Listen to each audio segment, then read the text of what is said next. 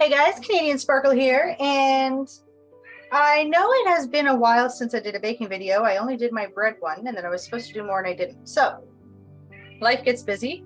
We're all over it. Today, what I am going to be making is my signature banana loaf. Um, I say signature because I add a little ingredient that a lot of people don't, and it just gives it a little bit of a kick and helps keep the cake flavorful even after it's been open for a couple of days and you're getting down to the last pieces.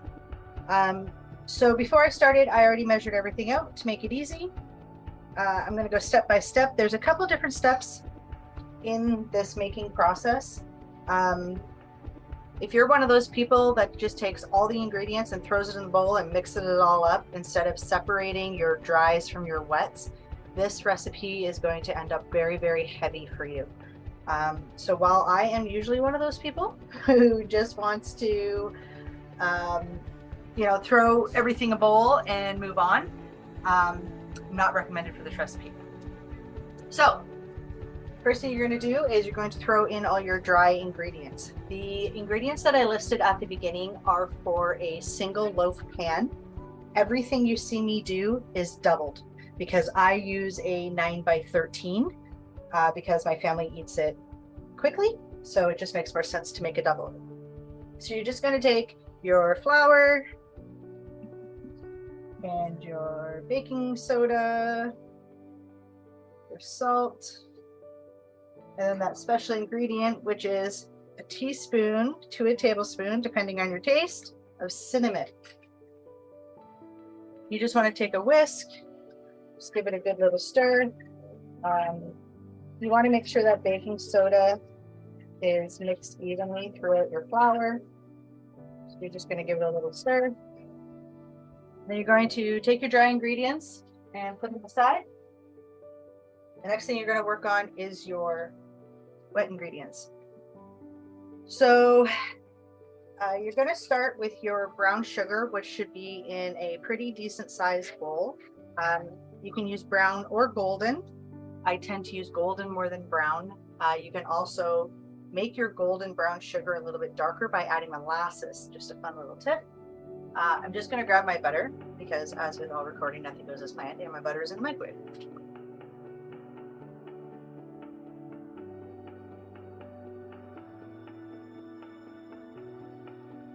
I unfortunately forgot to take the butter out last night, so it was a little bit hardened. So I put it in the microwave just to soften it a little bit. And basically what you're going to do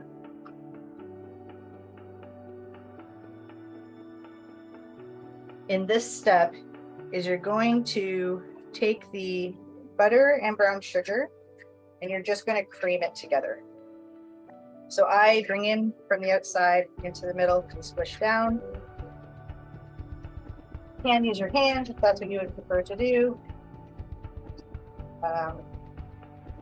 Don't really need to for this part, it's butter is soft enough.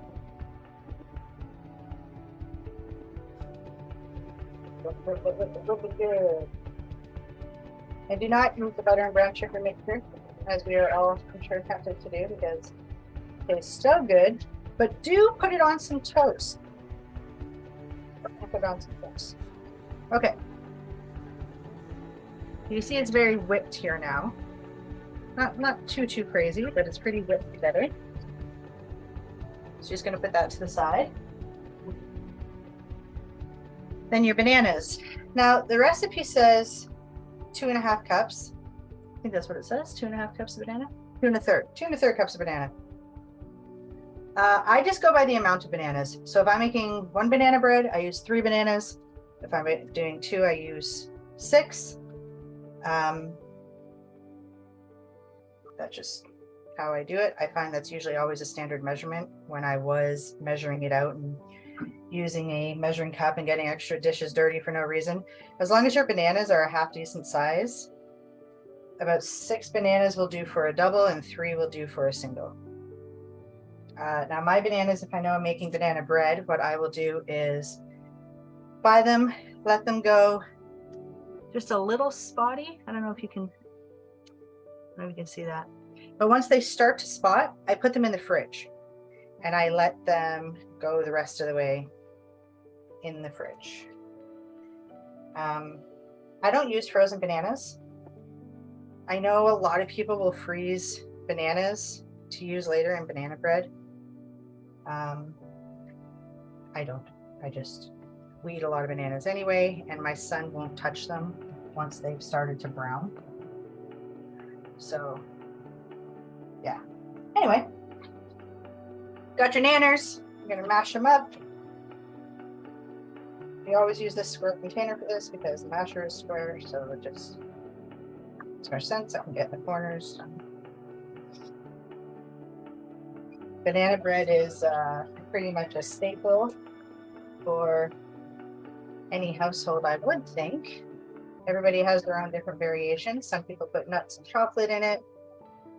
My family's not too much of a fan of adding things. They just like the banana bread plain how it is. I know my son likes to warm it up and just let butter melt through it.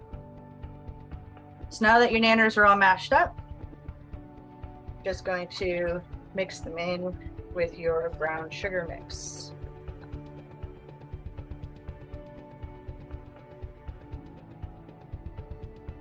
And combine those ingredients well. You can use a whisk if you'd like. I use a fork just as a whole, get more control of what I'm trying to do. Don't worry about if you have chunks of banana in there, because then we don't just get a surprise when they bite into it and it tastes good. So you see now, it's all kind of wet and mixed together. And from this step, you're going to add your 4 beaten eggs. I want it beaten because you want the yolks to be distributed evenly.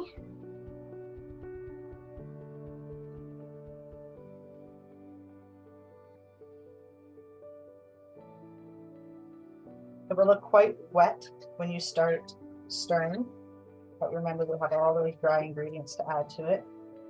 And we're not adding any kind of oils or water or anything like that to this recipe. So the emulsifier in this is going to be the bananas, butter, and the eggs.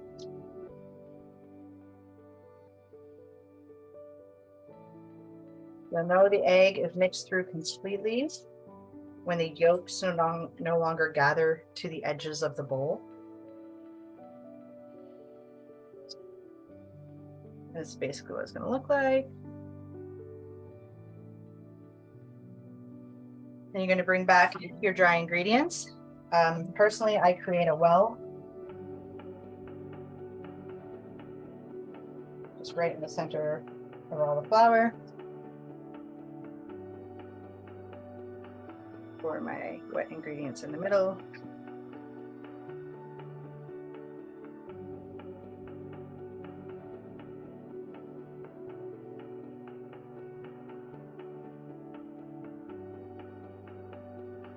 At this point, if you would like to, you can add a dash of vanilla. Sometimes I do, sometimes I don't. I'm currently out of vanilla because I use it for other things. But once in a while, I'll add a dash of vanilla here. Then taking your nice heavy duty whisk, start in the middle and work that flour into the wet ingredients. Now the reason I'm using a whisk is because I want it to mix together, but I don't want it to over mix. So the whisk just kind of gently pushes it around. I know most people probably use a spatula. I don't own a spatula. I'm not worried about it. How much people use it. So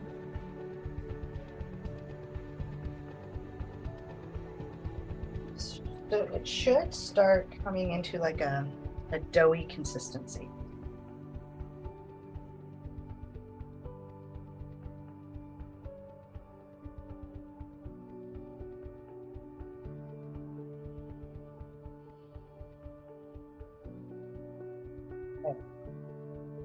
So it looks like your flour is pretty much mixed through. Remember, we don't want to overmix this too much. Just going to whisk.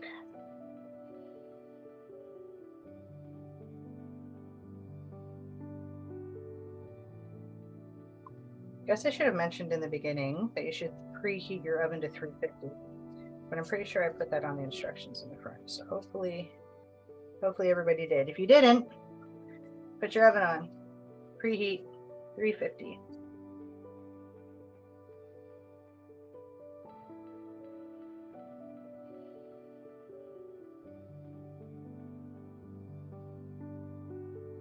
Okay.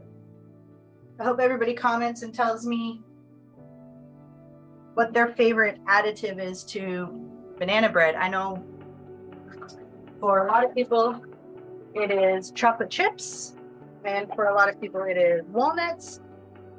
So please comment and tell me what your favorite is. This is just a 9x13 standard baking pan, parchment paper.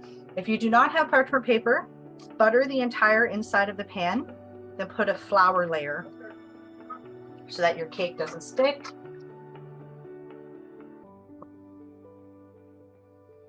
This is going to be very, very, very sticky. That's exactly what we want.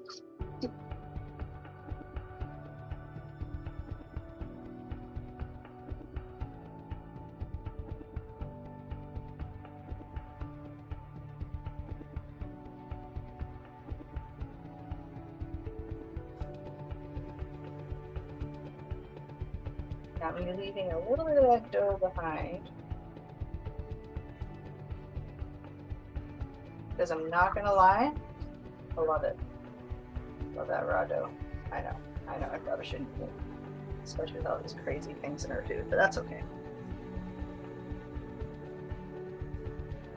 All right, now what I do is use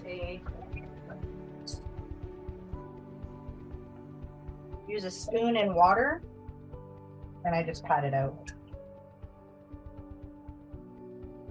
I'm moving it out into the pan because it is very, very sticky. But a little bit of water helps it push.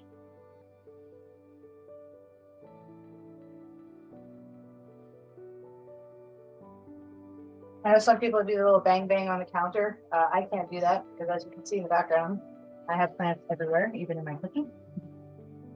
So I don't do any unnecessary banging on any counters. But I rub it a little quick.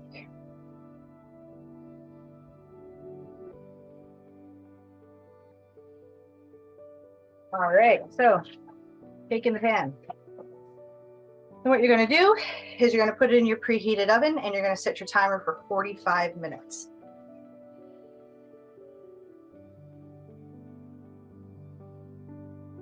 And I will be back when it is done. Okay guys, we're back. We have about 40 seconds before the timer goes off for the 45 minutes. And what we are going to do is we are going to pull it out and test to make sure that it is done. Now, most people use toothpicks. I use this. We're just going to stick it in, and if it comes out dry, we know it's done. If it comes out wet, we will see. Add 5 more minutes maybe.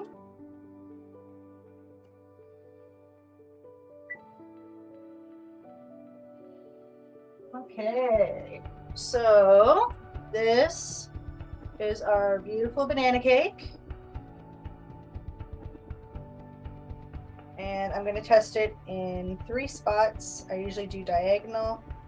Outer is clean, you can see. Middle, clean. Outer, clean. Perfect. So now it is completely done. You can do what I'm about to do if you have parchment paper, and you can just lift it up and out of the cake pan so that it can cool down well. You can also put it on a cooling rack. Unfortunately, I'm using my cooling rack, so I'm just going to leave it on the parchment paper like this to set. The bottom should be nice and golden brown as well. Yeah, this is basically where we are. You want to make sure this is almost completely cooled before you cut it. Allowing it to cool on its own helps maintain the moisture of the loaf. And that is pretty much it. You have options from here. You can do an icing, you can do a chocolate coating. Sometimes I do peanut butter. I do a peanut butter sauce and put over the top of it. It just depends on who my targeted audience is for my banana bread. I will post a picture at the end of this video to show you what it looks like inside, because this is going to take probably 20 minutes to cool.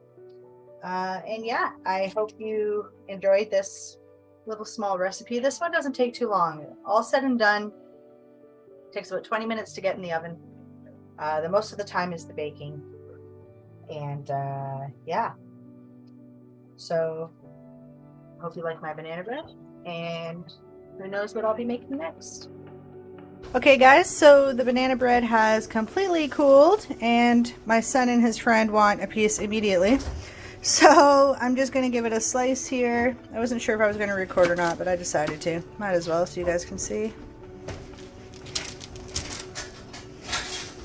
I cut it in rather large chunks for them. And here you have it. Perfect banana bread, and little hands stealing the banana bread.